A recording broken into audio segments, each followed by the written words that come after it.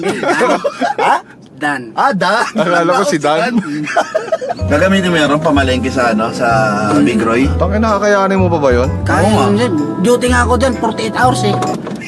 Lunes, Martes yun eh. Ano ba trabaho mo, CCTV?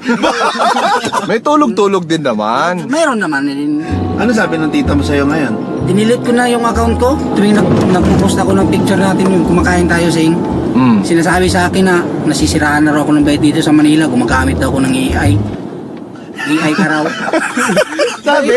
Totoo. Sabi Babasa ko ko sa'yo. AI kami? Hindi mo alam pinansin. Dinilit ko na yung malala. account ko. Account yun din. Dapat comment lang ah. Grabe ka magtampo sa social media. Nagdi-delete ng account. Di ba comment lang i-delete? Bakit account? I-PPM ka talaga nila. Sasabihin sa'yo na, naku, nasira na yung bayad mo dyan sa Manila room na. Dinilit ko na lang yung account ko. Para wala ng gulo. Tangina, iba ka. Gusto ko yung mindset mo. Yung social media detox.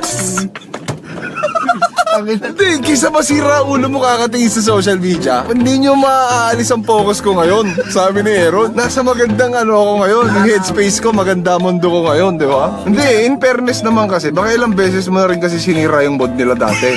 Instapa ko yun eh dati. Magkano istapa mo sa kanya? 370 kasi yung 20 pang-yusin namin. Pang-yusin, di ko na rin. O, bayaran mo na yung 370 para Na, wala na. Paano ko na sing makontak eh? Na-delete na yung account ko.